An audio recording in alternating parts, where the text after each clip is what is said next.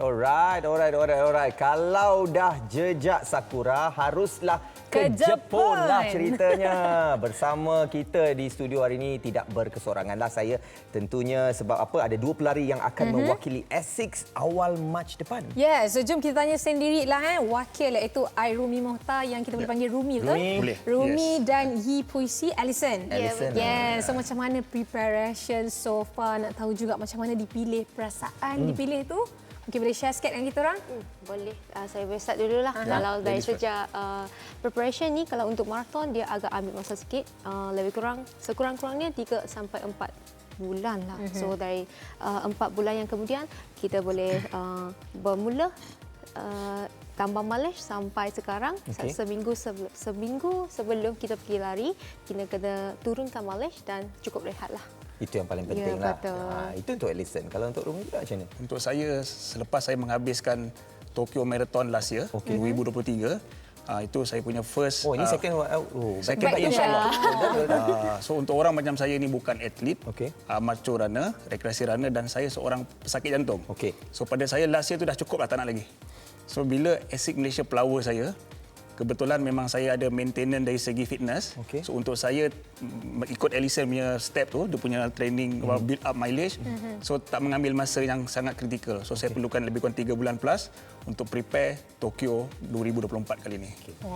Rumi, Alison masing-masing ada cerita masing-masing bagaimana bermula sebagai marathon runner. Mungkin anda boleh ceritakan kepada Rumi sendiri, dahulunya bukan seorang atlet, betul?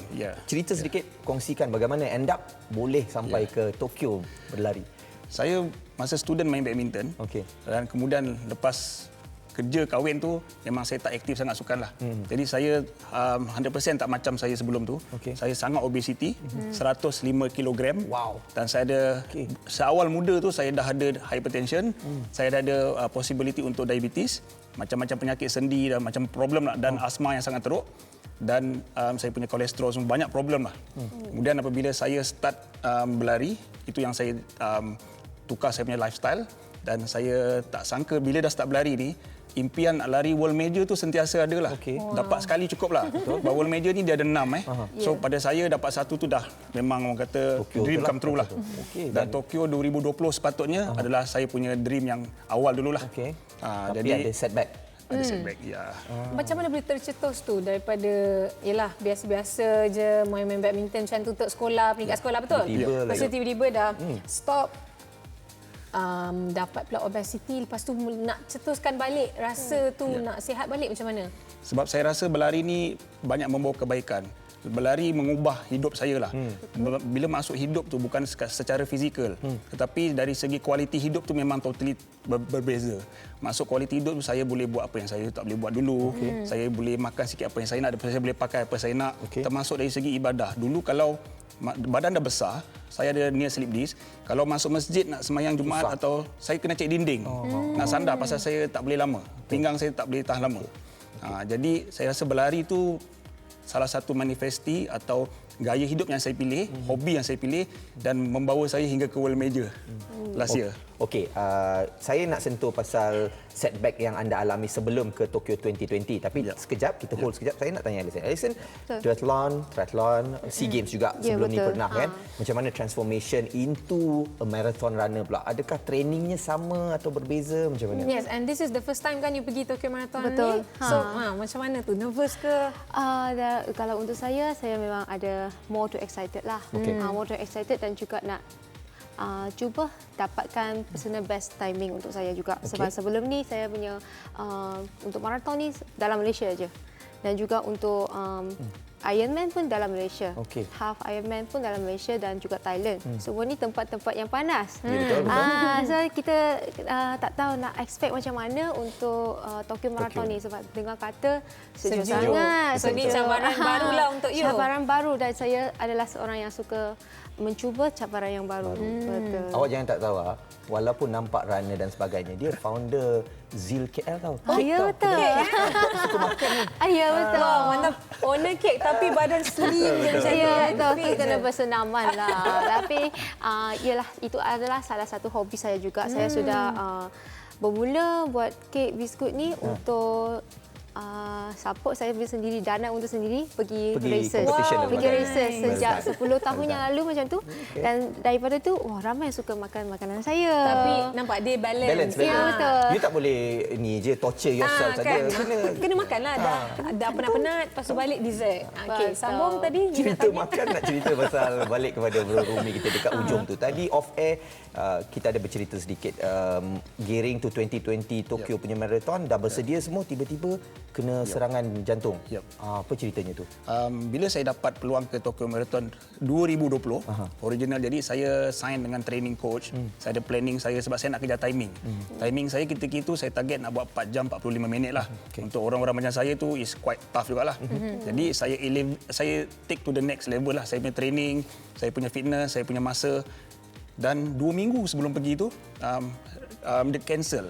Dia defer, dia cancel pasal COVID. Ya, betul. Dan selang beberapa hari tu saya kena 2 serangan jantung ketika berlari. Oh my God. 2 serangan jantung ketika berlari dan ia mengubah terus saya punya hidup sehingga hari inilah. Ada blockage? Ya, bila saya masuk buat angiogram tu, doktor dapati ada 80% block. 80% block tu doktor kata macam miracle you still alive. Awak hidup ni still alive sebab 80% tu kuat severe. Dan saya sangat bersyukurlah dengan keadaan saya seorang-seorang masa tu kena serangan jantung dan saya rasa mungkin ada sebab lah Tuhan bagi saya peluang kedua untuk hidup. Tapi ini pun boleh bagi awareness juga pada orang-orang yang Yelah, ada skeptikal orang ataupun pemikiran cakap kalau kita ni fit, aktif, kita tak akan kena penyakit. Kita tak akan kena serangan jantung. Sebenarnya, buktinya ada di sini bahawa boleh berlaku kepada siapa-siapa saja. Ia disebabkan saya punya gaya hidup sebelum tu. Jadi saya seorang heavy smoker. Saya memang stres, banyak-banyak stres, macam-macam stres, kerja. Kadang-kadang tengok bola, tengok EPL, tengok politik apa semua saya akan stres. Kemudian saya sendiri memang ada masalah hypertension. So mungkin dah blok ketika itu. Okey, kita nak lagi spesifik kepada Marathon Tokyo. Dari Alison sendiri. Apa sasaran awak sendiri untuk marathon yang akan berlangsung kurang daripada seminggu lebih kurang hari Ahad minggu depan. Ya, betul. Okey, kalau untuk saya sasaran ni more tu macam kena macam yang cakap lah, kita just go in the flow. Just go in the flow. Jangan timing tu, kita mesti ada satu goal dulu.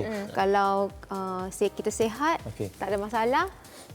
Buat sebanyak all the best to achieve your goal. Macam dalam kehidupan kita juga sama.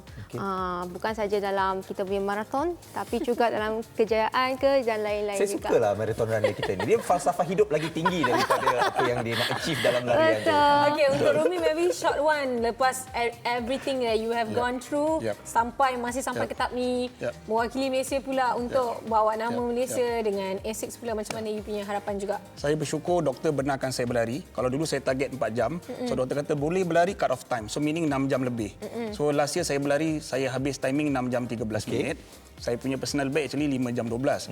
Jadi tahun ni sebab saya bukan berlari untuk timing. So saya nak target bawah 6 jam. Dan dalam masa sama saya akan bawa saya punya action camera all the way dekat YouTube saya. Tadi dalam makeup room pun dia dah bawa dah action camera. So macam leisure run macam tu lah, tapi still competitively dia macam bertenang sikit. Leisure 42 teruk juga tu. Okey.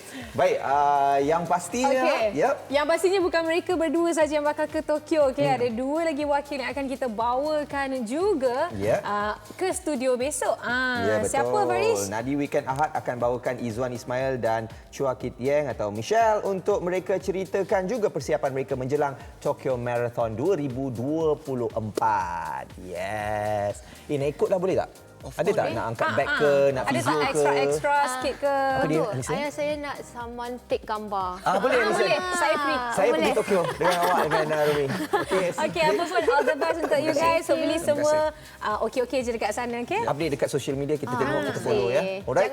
Jangan lupa follow dulu. Okey. Baik.